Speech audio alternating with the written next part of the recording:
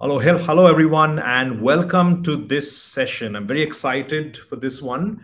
Today, we're going to talk about how to train sales reps in the art of outbounding.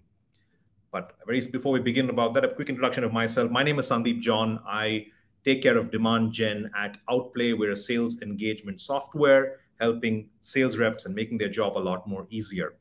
But to discuss this topic with me, I have Krysten Conner.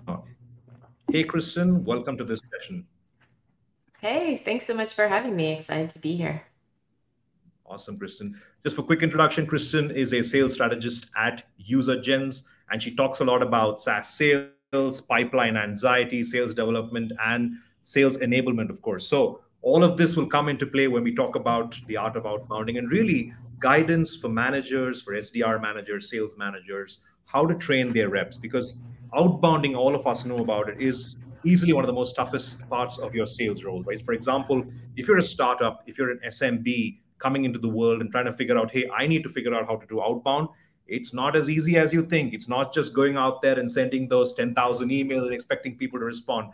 It doesn't work anymore like that. It was the old day, the old fashioned, the old ways. You're only going to get spammed and people are not going to want to hear about you at all. So it's important for you to make sure that you've got all your things right. The buyers have changed, and that's very important for everyone to know. Selling has now become a lot more of intelligence, a lot more. It's not just, hey, I've got a skill, I can ace it. There's a lot more science involved in all of this. So pay attention. If you're a startup, if you're an SMB, mid-market company, doesn't matter.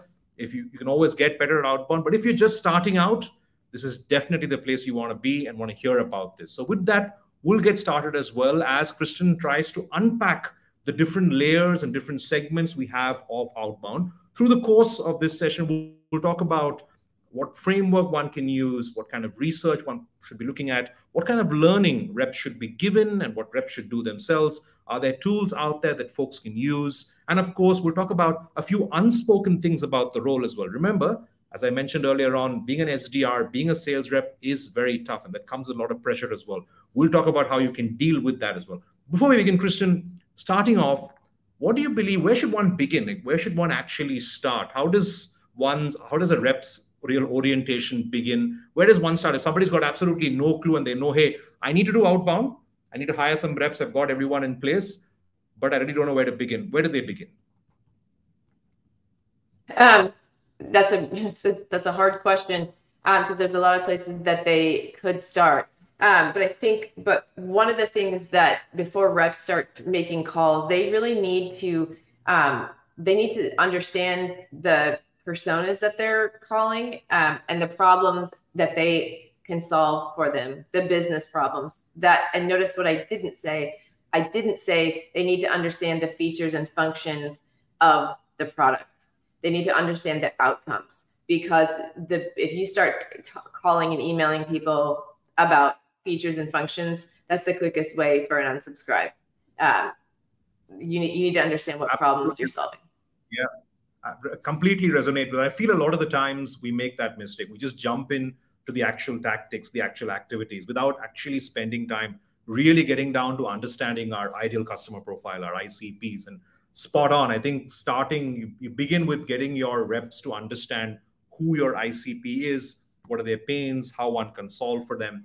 Brilliant. So I think that's the perfect start one can have. So let's say, okay, now they've understood, hey, I know who my ICP is. I've really got that training on board. Before one gets to doing, let's say, a cold call or sending out their first email, what is it that reps need to do about it? Like in terms of research, in terms of figuring that, of course, they need to figure out their ICP and that part is clear. But what else? Is there anything else in the background when you think about that? Yeah, so understanding the ideal customer profile and the general personas that make up your buying committee, and statistics tell us it's going to be anywhere from 2 departments or 2 personas all the way up through maybe 7 or 8, depending on how big the company is and how complex and robust the product is that you're selling, how many departments it touches. So that's the general kind of framework, the general groundwork. And then the reps need to understand something about the account, right? Before you start calling or emailing, they need to understand something about that account, some things about that account. In general, how do they make money? how old are they or how new are they, because that deals with how fast or slow decisions are made in new companies that are scaling, that are showing a high growth rate. Those companies are going to make decisions very quickly. For older legacy companies where people stay there for a long parts of their career, the company's been around 30 years or 50 years, those companies are going to make decisions very, very slowly in general. And so that understanding that kind of culture of the organization helps. And I mean, that you can get in 15, 30 seconds on LinkedIn, looking at their growth and what they do. Yep. But yeah, you should understand something about the particulars of that company before you start calling. One of the other things that as part of the account research, you need to understand who you've talked to in that account before, whether that is just past demos you've given, past opportunities you've had. Ideally, if someone there has bought from you before, either one of your products, or maybe somebody who's bought from you before who's now moved into that account, those are obviously going to be the warmest conversations. And just doing a little bit of that research ahead of time can really get you in the door faster. As you've mentioned, Outbound has completely changed. People are overwhelmed with email from people they don't know. But if it's somebody that has had a conversation with you before, is familiar with your company, that's obviously lowest hanging fruit. That's where you want to start. Awesome. Just for me to understand this a little bit more. So now I think the main point you're mentioning here is of course, focusing on the company and understanding what sales cycles look like, understanding if they possibly have buying committees and if decision-making is going to take forever, or is there like a really short process in terms of the whole thing. How important then becomes the persona? Because eventually you're selling to the individual. If one has to go down to like sort of figuring out how am I going to sell to this person, what is important there? Like, of course, I'll pick the company stuff, but how important is it to know the persona itself? Well, I think there's two parts to your question. There's the persona, and then there's the person, right? So the persona is easier to understand as far as generally what problems you solve. I think one of the things that reps aren't trained in, and I think we'll talk more about this later, but there's the concept that kind of Skip Miller breaks down into two kind of parts as far as personas. There's above the line and below the line. And the line is like the power line as far as like who can sign something and who has budget. So above the line is generally like directors or VP and C levels. Below the line is manager, and below these are folks that are end users of your product or folks that manage those end users. And even within a persona, so like so at UserGems, we sell to like sales, marketing, and rev ops. But if I'm talking to a VP of sales, they have different concerns than a sales manager does. The sales manager wants to know, how will this help my team's performance? How will it help me make my number? A VP cares about, how is this going to position us in the market? Can we grab market share? Can we build a moat? Like what risk will this help us mitigate? So even within the persona, there's different aspects. And then you have the personal aspect, right? What kind of person are they?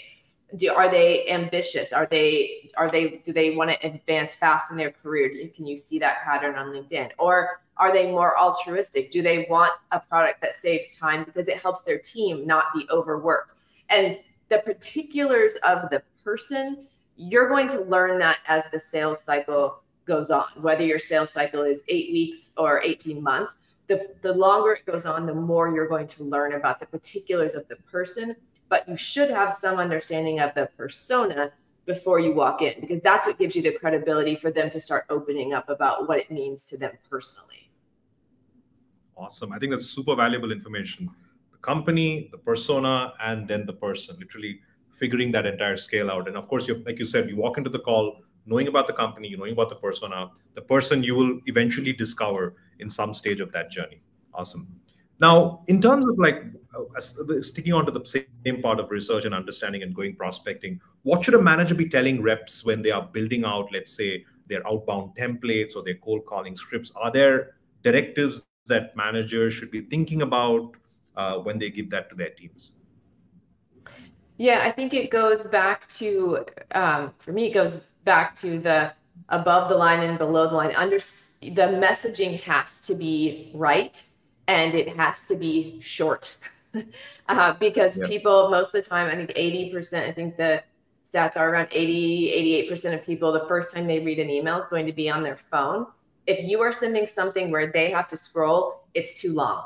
That's just immediately their eyes glaze over. No. And if you don't understand the problems you can solve for them in a way that allows you to communicate that in 2 or 3 bullet points, you don't understand it well enough. And in my view, what would help teams get ahead and what managers can do is managers are in so many more customer conversations because they have so many reps that they're working with. Managers could easily say to the team, here are from the customer conversations we've had over the last 6 months or 18 months, here's what I hear as far as the top 3 pain points. And that would allow the reps to not have to reinvent the wheel for sequences or cold call scripts. They can make the style their own, but if the managers helped them understand, here are the current conversations that we're having, use this kind of language, use these 3 bullet points, that would save everyone a lot of time. Well, that's super vital. I feel like a lot of managers don't do that today. I think the fact that you have access to so much of information that probably your SDRs don't have today, and just those small nudges, those small changes in messaging could make such a big difference. Brilliant. I think that's a very, very valid point. In terms of continuing on the same line as well, so how do sales leaders ensure that their reps are selling to the right people? We might have covered a bit of that in the earlier question as well, but are there things that they can do to make sure that, hey, you are talking to the right person within that company? Do you mean, tell me a little bit more about what you mean by the right people? Yeah, I think this is more about the right persona. Are you talking to the right persona itself in the company? Are there things that they can do to ensure that we're talking like, for example, I'll just throw in an interesting thing here, right? More often than not, we're trying to go above the line. Like you mentioned earlier on, we're trying to go hit decision makers, or at least we assume are decision makers in the VPs and the directors and whatnot. But very likely you might be hitting roadblocks because, hey, the email is too long. They're not going to read it. They don't have the time to be sitting and reading cold emails. Sometimes they'll just ignore. Reps might choose to go to another persona just to navigate into the account. Now, first of all, it's the question to ask, probably double question here. Is it the right thing to do there? Or should they continue to focus on maybe going after these VPs and directors, but maybe try a different means, different route, different channel, perhaps, to get to them? Yeah, I think it can be both and, but part of account research, especially for the really big target account that you're going after, whether you're an enterprise or a strategic rep and you're focusing on 3 to 10 accounts, or whether you're SMB and mid-market, you have 5 companies that are on your, these are the big bets that you want to place for the year.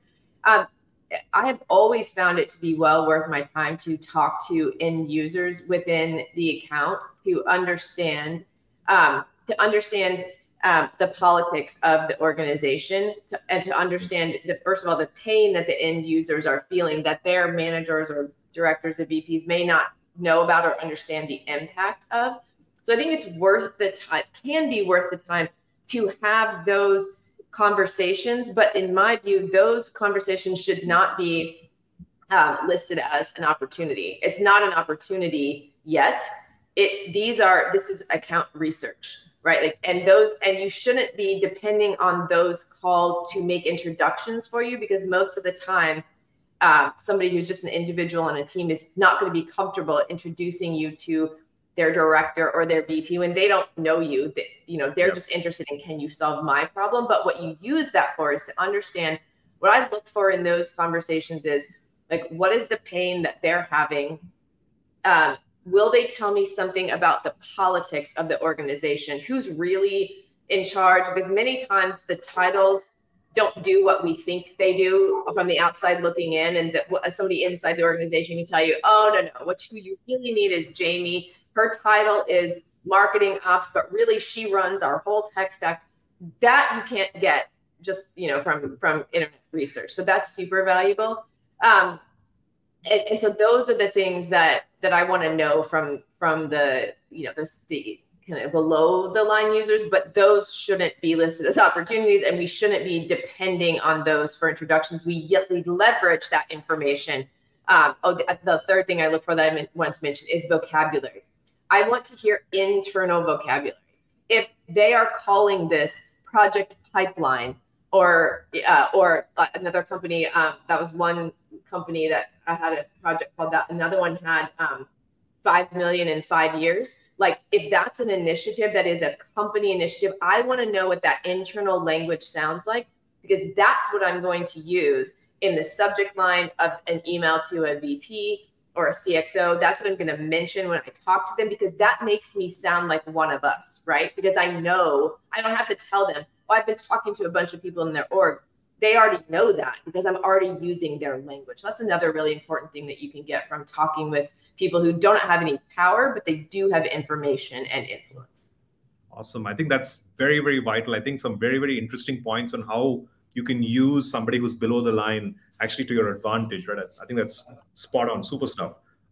Let's move to the learning part now. Now, of course, I think earlier we covered the fact that learning about your ICP, ideal customer profile, is really vital before you begin any kind of interaction.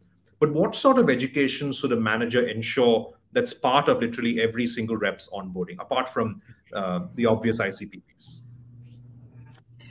Yeah, I think two things.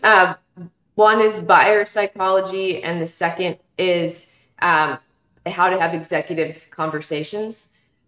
These are things that very, very few companies train on. I've been very fortunate to be a part of companies that do train on them, and I can tell you the difference between having that information and not having it is night and day. Because what reps here is call high, call high, call high, get to power. But if you don't know how to have a conversation once you get there, you have burned a bridge. It's worse than if you had never contacted them before. If you're stumbling over the conversation, if you have a horrible demo or discovery call, that's worse than if you've never contacted them before.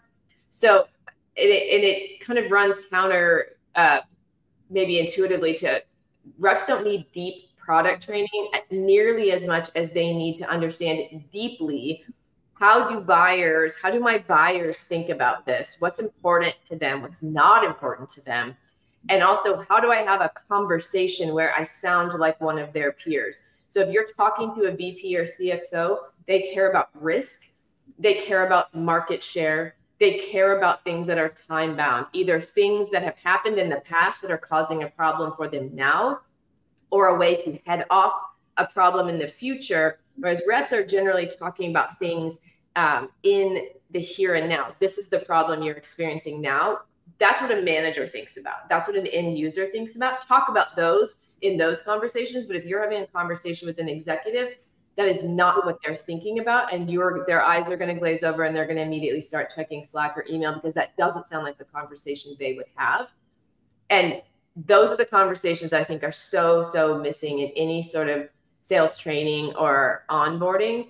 People wonder why close rates are so low, because even if you get those meetings, if you don't know what to say when you get there, your close rates are going to be pretty low.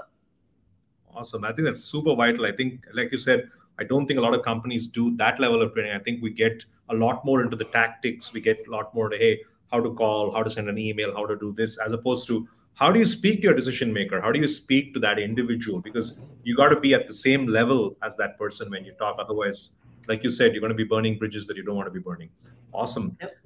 The next piece is, so once we understand that piece as well, are there resources that sales leaders should be providing reps? When I say resources, I mean, are there guides they should be following? Of course, one would build out, hey, you need to talk to a buyer, so understand the buyer's persona, understand all of this piece. But are there specific resources sales leaders should actually initiate and tell, hey, why don't you go check this out? Or are there things they should be doing, stuff like that as well?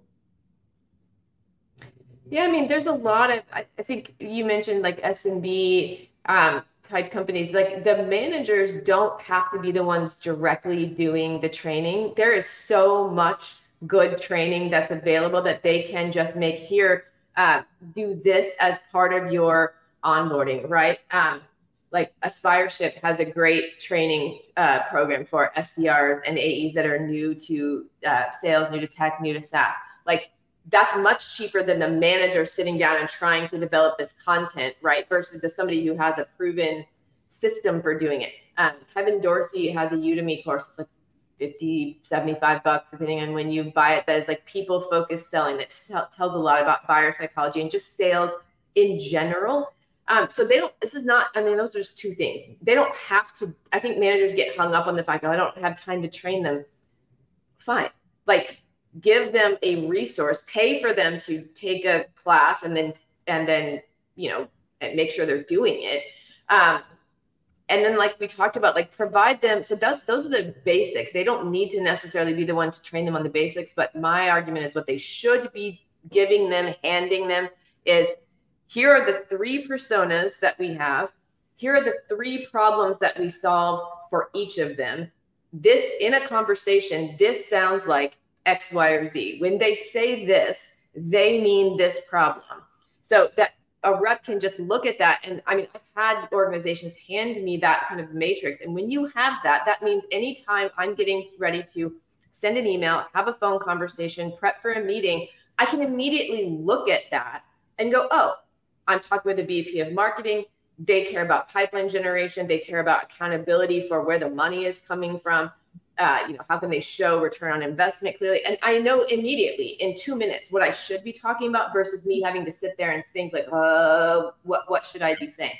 That should be that should take a manager an hour to do, and it will save reps hours and hours of time as they do their jobs. SDRs as well. I love it. I think that's a brilliant solution, especially for startups and SMBs when you have a small team trying to figure this out. Outsource majority of the training, and like you said, just focus on your 3x3 matrix, whatever that may be for your personas, pain points, how you are going to sell to them. Perfect. I think that's a big. I definitely, knowing a bunch of sales managers, SDR managers, really struggle with figuring out, hey, I need to build a playbook. I need to figure out these 20 pages and 30, 40 pages. I don't even know what to fill up. Where do I go find this stuff? Hey, like you said, just outsource a bunch of that stuff for yourself and then focus on what really matters. And like you said, figuring out how to talk to the buyer, whether it's a VP level person, director level person, at the same time, figuring out that matrix that one can always use very handily. Brilliant stuff. I think that's superb. Now, when it comes to learning as well, of course, this is, let's say, company provided learning. You facilitate, you enable your reps to get better going through a course. Are there things reps should also be doing to get themselves better? Of course, this is in their own interest. Of course, they want to get better at what they're doing. Company is also happy because people are upskilling themselves. If they are, what should they be doing typically? This is so simple. I think it's frequently overlooked. It's simple, but not easy. Reps should be blocking time on their calendars to practice. You would never have a college or professional sports team that goes into a big game saying, I'm just going to wing this. But yet we have sales reps that go into big calls going, I'm just going to wing it. I'm pretty good. People generally like me. Great. Like Michael Jordan was generally a great basketball player. He also practiced and famously practiced more than anyone else, right? So being good doesn't mean you don't need to practice. And so just having that time blocked on the calendar and being accountable for what am I practicing? What is the one skill that I want to get better at? Or what are the, I use flashcards, I have to write things down. And so when I first started at UserGems, it was a new product, it was different, and it was solving different problems. And I needed to be able to, in a conversation, quickly answer the questions that typically came up. What do you do? How are you different?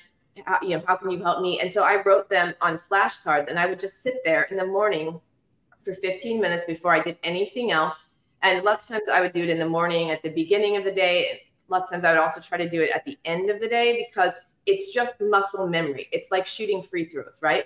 The more you do it, the more it just becomes natural in a conversation where it just rolls off. It's simple, but most people don't do it.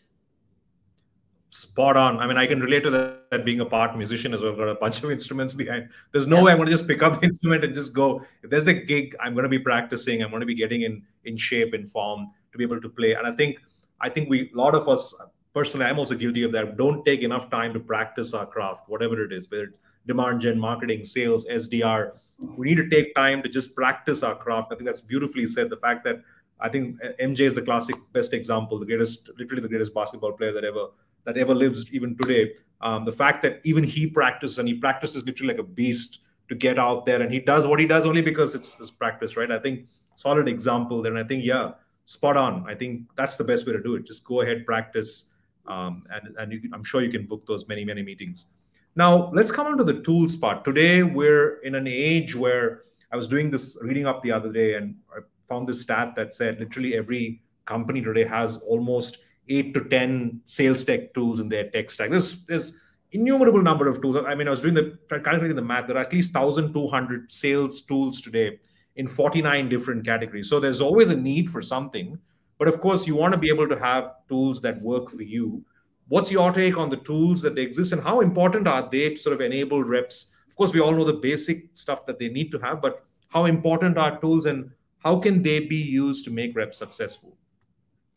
Oh God. As a rep, like the farther I have gone in my career, the more I honed in on the tech stack that was important to me as a rep, that now I wouldn't take a job with a company that didn't have like a really robust CRM. Sounds silly, maybe that sounds basic, but especially if you're wanting, I was targeting early stage startups. I wanted to be a part of a company from like startup to, acquisition or IPO. And like what a company, I'll tell you this, the simplest rule that you can tell yourself as a rep, as you're looking at a company, whether it's a company you're already in or a company you're looking at, what a company spends money on is what they value. So if they are spending money to give reps like best in class tools and tools that will save them time, that tells you they care about this. Sales is prioritized in this organization. You are prioritized in this organization.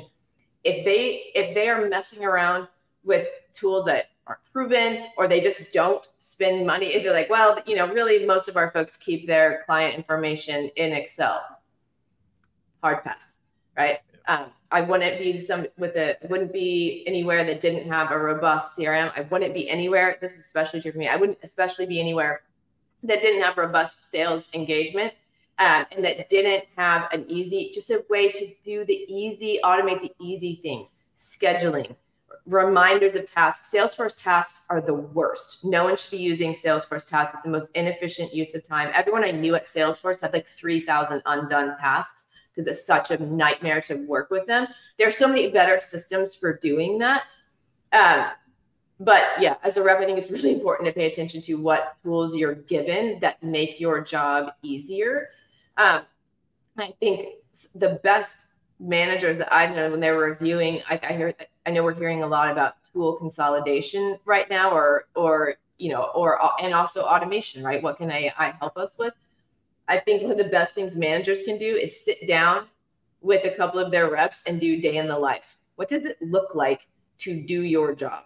Because chances are they haven't done that job in a long time. And if they don't realize that the rep is going from here to here to here to here, bouncing into all these systems, they may not really understand the need for a different system that consolidates, or a different system that helps a rep do X, Y, Z, because they're spending 30% of their time doing something they didn't even realize was happening.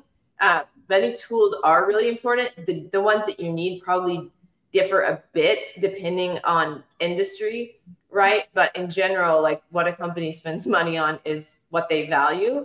And it's really important for both reps and managers to understand, is the company spending money to help the job get done? Because the manager can't make their number if the reps don't make theirs, right? But then it's everybody's best interest to make sure people can spend as much time selling as possible.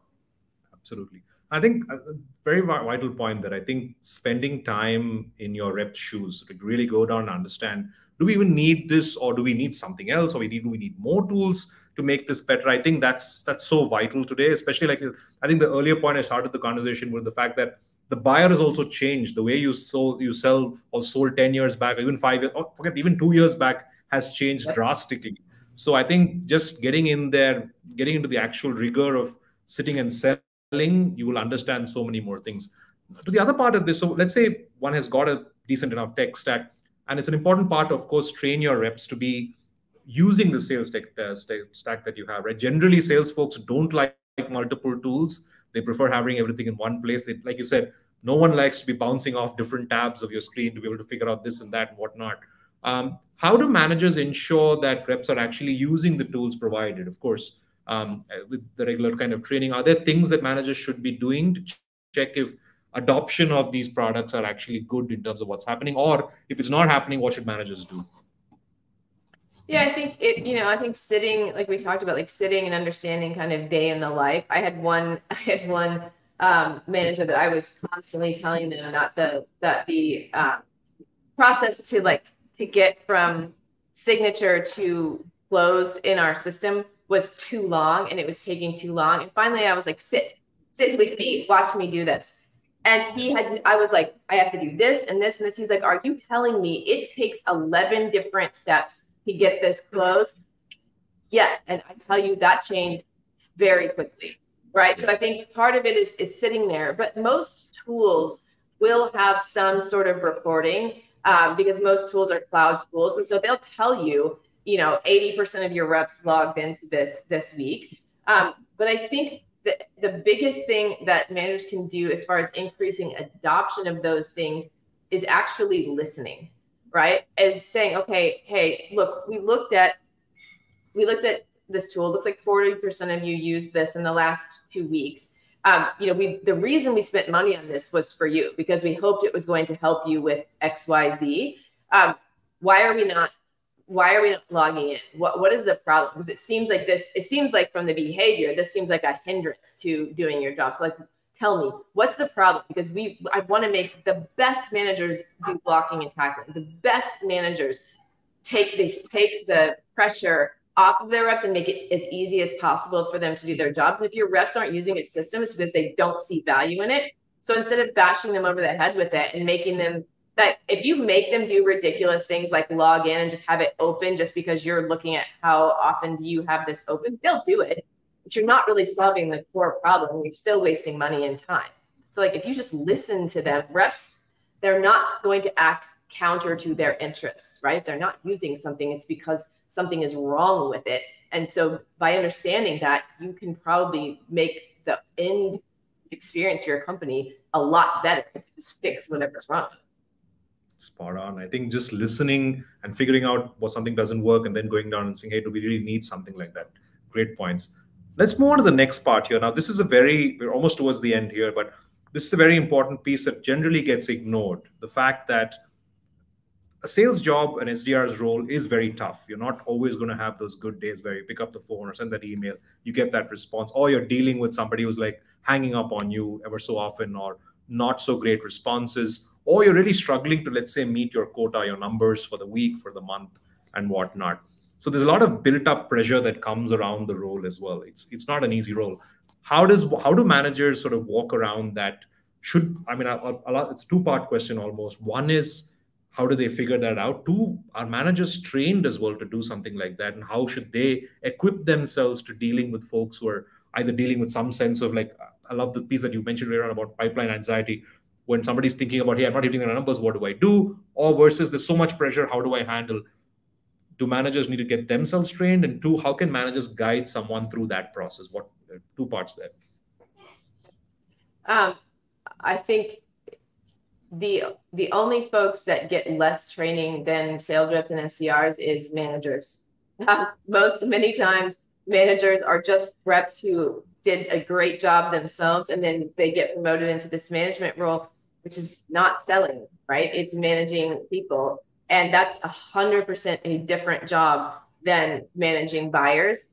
And so I think it's criminal how little manager training people get. I think that is probably, a first-line leader, person who manages a sales team, has probably the hardest job. I think even second and third line leaders, I think it's easier.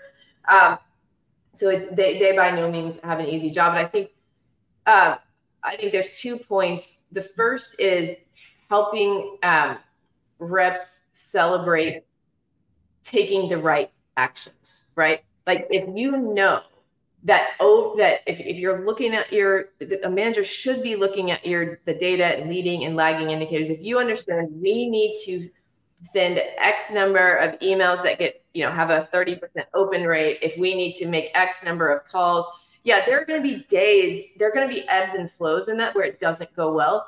But if the manager is measuring the right and giving the reps credit for taking the right action, like that's all the rep can control, right? They can't control whether somebody picks up the phone. They can control whether but they can control, did I practice this script? Did I get extra help? Did I send my manager a clip of this recorded call to get their help on where I, should be doing this? And so, I mean, there's a lot of reps sometimes I think feel micromanaged if managers are looking at metrics, but there's two ways to look at that, right? Like a surgeon can use a scalpel to do surgery. Somebody else could use a scalpel to do harm, right? A tool is just a tool. It's all in how you use it. If a manager is looking at metrics saying, hey, I see you, you're doing the right stuff. Let's measure that. And then let's figure out if you're doing all the right things, but it's still not working, let's figure out what's happening. Maybe our messaging is wrong. Maybe you're calling the wrong, like using metrics to help the rep do better and celebrating that, I think is important. I think the other piece, and I think very few leaders do this, but Kevin Dorsey talks about it a lot, which is teaching reps how to manage themselves. Like, and I don't mean from a sales perspective. I mean from an emotional perspective. Like, sales is a difficult career, right? Because there's so much rejection, and rejection goes against like our primary need to be accepted, and acceptance for our ancestors meant like inclusion in a group, which meant protection. Like, it feels awful because it used to mean life or death if you didn't belong, right? So it's very difficult, and that's part of why, and understanding that's why it's difficult. Okay, so how can we then, I think good humans, good, well-rounded, well-functioning humans make good anything, including good reps. So I think that Kevin Dorsey used to start some of his meetings with a 3-minute like breathing meditation, where they just sat and listened to like thing that taught them like how to breathe. There were managers at Outreach. That's how they started meetings, which sounds a little like woo-woo, but like there's a lot of data out there that talks about how meditation like helps you manage stress, helps lower your reactivity. So when you do get hung up on, you're more resilient. If you can take 5 minutes and let people just breathe normally, like that's a good investment of time, right? Like teaching, like, different classes. There were at Outreach there, we had a consultant come in around like managing stress. Anything that you can do that helps reps manage stress, whether it's, encouraging them to, journal or play basketball or what, asking them, what do you do? Like, this job is real crappy sometimes. Like, what do you do to like manage your stress, right? Like, if you help people manage themselves, manage their stress, first of all, they're going to be better functioning humans. They're going to be better whatever job they're doing, but they're also going to run through walls for you. Yeah. I remember a good friend, Saad Khan, once when we were having a chat as well, mentioned, I was asking him, how do you hire SDRs? And one of the things he was telling me is I always ask them what they're passionate about. Saad, of course, is a brilliant DJ himself, but he asked them and normally he ends up hiring someone who's got something outside of work, whether they're, I don't know, music or something else or anything else going on for them, because exactly the point, right? He says the point of like, how do you manage yourself outside of work? If things are going to get tough here, do you have something you can go to, something that you truly love, of course? And I think very, very well said. I think that's something that we all need to look for. And I think, I'm definitely not against the meditation personally myself. It's been beneficial to me as well. Whenever I start the day, a quick sort of session as well definitely helps manage the rest of the day. Awesome. We're almost there towards the end, but a couple of interesting questions for you here is, whilst you were an SDR, whilst you were in the early selling part of what you were doing, what was the best piece of advice that you ever got? And what was the worst piece of advice you ever got? Those are really good questions. I'll start with the worst. Yeah. I would say it's not necessarily one specific thing, but I would say all sorts of people are going to offer you advice if you're early stage in your career in a company. And I would say, whenever anyone offered me advice, I would smile, say thank you very much, and then I would go look at their performance. And if they were not people that consistently performed well in that role, I immediately forgot whatever they said or tried to do the opposite, right? Like I think when you're new, you're just grasping, you're trying to figure out like, what do I do here? But taking advice from people who haven't shown they can do the job is really terrible idea. So not all advice is created equal, and like go verify, like, do they even know what they're talking about before you let that sink in and like revamp your process. I think the best piece of advice that I got, and I've used it in every job I've had, especially to be able to ramp quickly, and then just it helps throughout the whole thing, is learning the customer stories, right? I think and I should have included that as what should be in part of their onboarding. It should be buyer psychology, executive conversations, and customer stories, because storytelling is so powerful.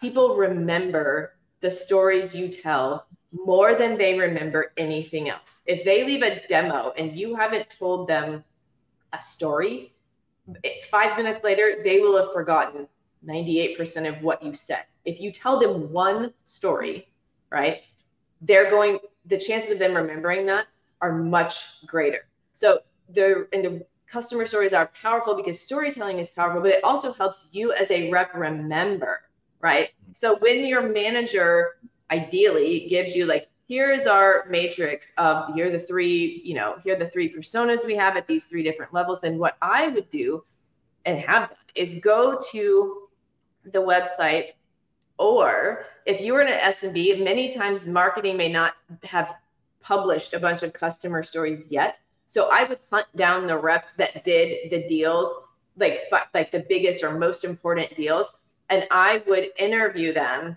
and be like, hey, I have these 3 questions about this thing. Like, who was your champion? What problem were we solving?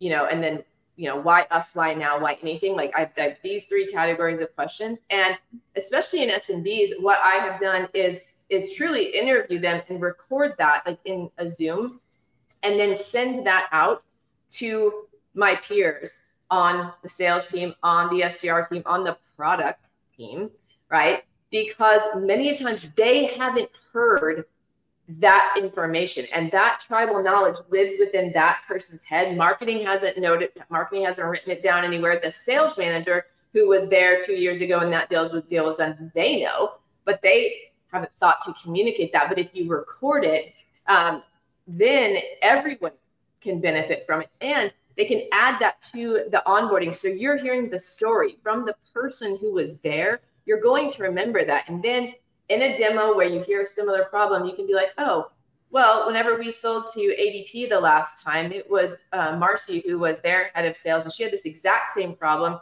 This is what she did, and her numbers increased by 38%. Like, knowing that helps you understand everything, helps you understand the problems you solve. It helps you be able to tell stories that customers remember, it helps you remember. Like, unlimited ROI on understanding your customer stories. And if marketing hasn't written them down for you, probably even better, because you're going to remember it better if you dig it up yourself. But not having it on the website is not an excuse. Go find it. Awesome. I think you literally closed the session with probably the best piece of advice. The fact that, of course, customer storytelling is so important. But I love the fact that I think many of us don't do this, right? We're like, hey, I don't know the customer story. Maybe I don't even have access to the customer or even customer success. But just talking to the rep that closed the deal, I think just unearthing information from there. And of course, they are selling as well. So they will give you the right kind of information. Superb. I think that's brilliant information. I hope all of you who are here, who joined this call, make sure that you note down all of these points. Of course, we'll be sharing a quick note on every single piece of this as well. But Krysten, before you go, if there's another person I had to call on this session to talk and unravel Outbound for us, is there a name you would recommend?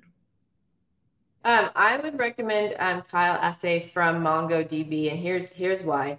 One of the stories of his career is essentially kind of going from worst to first as a rep. right? And the companies that he's been a part of, it's very heavy outbound. It was not like, oh, just wait for inbound leads to roll in. It's no, we have to figure out going outbound, how do we develop pipeline? And he created some frameworks that he used to increase his own performance. And then that's what he used to train other teams. And he has, has systems for that written down. I've learned a lot just by knowing him, and I have several of his framework products. So I highly recommend having a chat with him.